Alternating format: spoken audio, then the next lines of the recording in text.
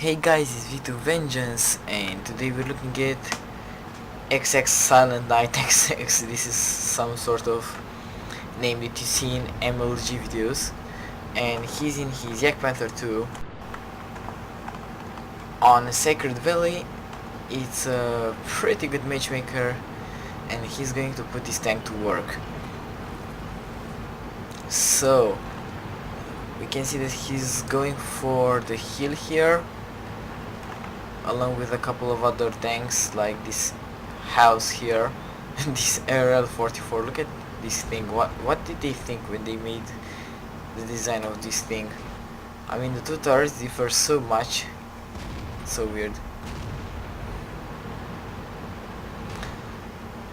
So Silent Night is on the job, and just as a side note, yesterday, in fact today, were the official results of the Romania's presidential elections, and Klaus Iohannis won. And really, I don't know for other Romanians that are watching this, but I personally like the fact that he won compared to the other candidate. But I'm not going to talk politics. I just said a pretty short thing that I'm happy with the results. Anyways, we're here to talk World of Tanks, which is a lot more important than politics and anything else, because who cares about their president when you can shoot things up and make them explode with a 128mm gun in caliber.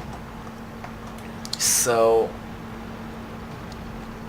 Silent Night is taking here a position where he will be able to put shots into those guys, and hopefully he's going to demonstrate.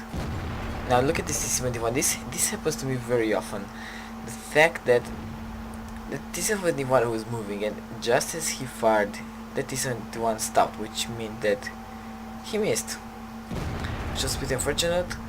On the other hand, the second shot goes right in and finishes that guy off, and there is his first kill.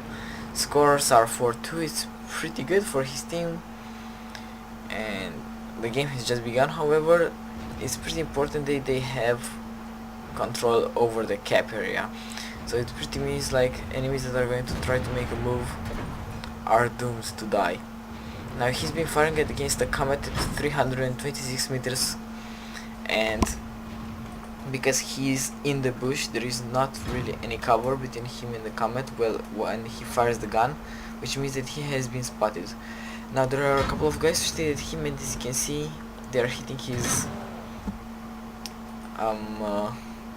superstructure, and also some of the shots are bouncing from the hull. Probably means that there are some low caliber guns, probably the SU-100 and the Type 58 are somewhere in front of him, and are trying to penetrate his 100mm of frontal armor. This is the lower plate, actually, not the lower plate. The lower structure, the superstructure, is, I'm pretty sure it's thicker than 100mm, and it's also a lot better angled. So the superstructure on this thing is better than the frontal armor on the Ferdinand, which means that in certain positions this thing is a lot tougher than the Ferdinand. It's also a lot more mobile. You can see this is practically a medium tank going around, because it's built on the chassis of the Panther 2. And here we can see him taking a clutch at to the KV-1S. However, he's going to pay pretty hard for it. He got reduced to almost a one shot for most of the tanks in the enemy team. The KV-3, if he has a 122mm gun, the IS-3 can probably one shot kill him if they roll average. The Team 29 and the T-32 can kill him, but only if they get a very high roll. He notices in the middle of the field the Churchill 7. He puts a quick shot, and just before his shot hit, another allied hit the Churchill, and he managed to kill him all, resulting in his third kill. Also, you can see how reliable this 128mm gun is. This is, I think, from all the German. Wow, this was pretty buggy. Remember that this is first person camera, so I'm not really influencing the camera at all.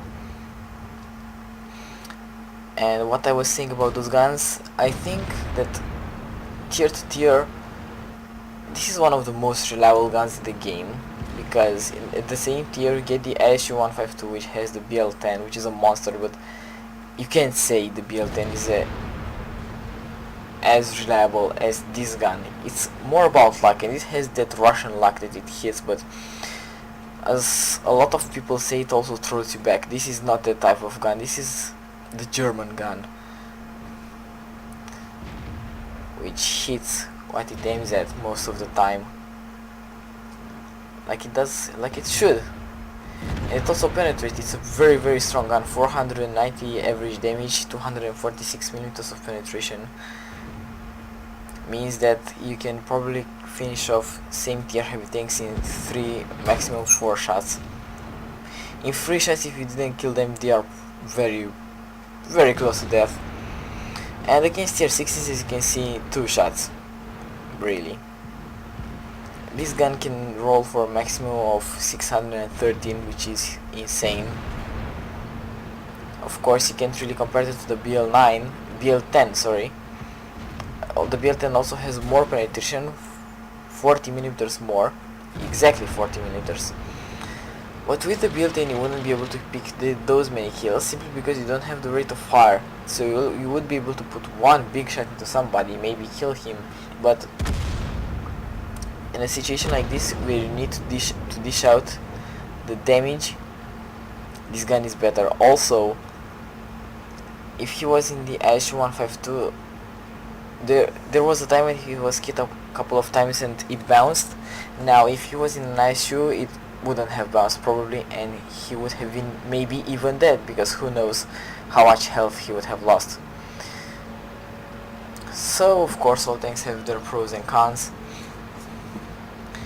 but this thing is just so quick, by far the quickest tier 8 TD.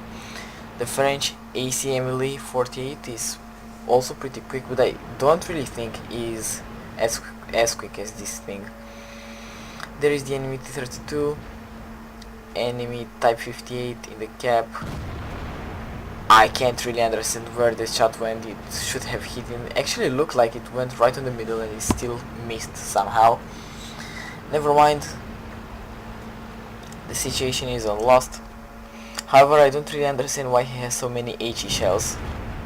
He finished off the T-3485. That was actually T-3485. I was pretty sure it was the Chinese Type 50, whatever. They are basically the same tank.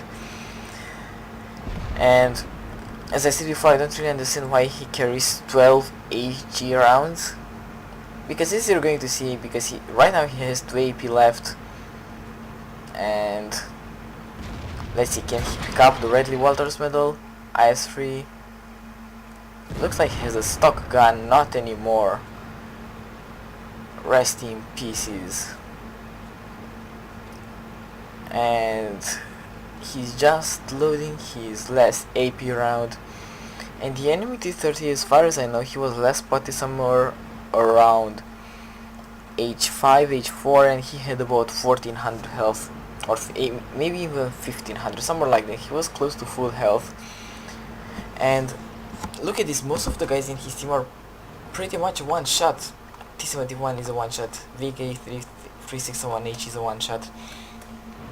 He can be a one shot if the T-32 rolls high. This guy is a 2 shot, so if the T-30 manages to get into a cap, into a hold down position, it can bring the pain. Here he is, almost on full health, only missing 14 health. He's probably going to defend it, there is really no other option for him, and he just finished off the VK-361H, as I was saying. Silent Knight already has already Walters medal, and he's probably hoping for a win. Who wouldn't? His last AP shell, let's see what he's going to do with it. The T-32, this was a problem for the JagdPanther. He didn't have the gun depression, he had to move slightly forward. He doesn't want to miss, so he takes his time, puts the shot in, penetrates for 465 health. As you can see, the T-32 hit the MXM4 for 400 health, which means that if he had hit Silent Night with that shot, Silent Night was now a smoking wreck. This is what I was talking about. Now he fired an HE shot to the rooftop of the T-32. The T-32 misses. The T-32 can't really, as you can see, he can't really afford going for the lighting, because every time he tries to do so, he's going to get punished. However, he managed to kill the T-71, picking up his third kill. Silent Knight is aiming for the T-32. He gets hit. He's left on 69 health, and he manages to hit an HE shell into the T-32. Wow, what's up with my tongue today? Now they do a thing that normally would be pretty stupid to split up, because they are both a one-shot kill, but actually is better because that guy is in the open and all you need to do is get the one shot into him. There we go, that was a killing blow. 15-13. It was a pretty good game. It showed the reliability of this gun. 8 kills, tons of damage done, and let's suppose game stats. So 58,000 credits, 5,000 experience. This is without a premium account. MS-RBJ Stinger, Far Effect, Bruiser, Redley Walters, Metal High Caliber, Top Gun, and Tank Sniper. And team score, yeah, he did 7,246 damage. This is tier 10 standard, and even for a tier 10 game it's very good, so hands down for this guy. 21 shots fired, 18 hit the target, and 17 of them penetrated. This is what I was saying, the reliability of this gun. 1752 base experience, with a premium count 2628. So thanks for watching, guys. I hope you enjoyed this video, and tune for more. Have an absolutely awesome day.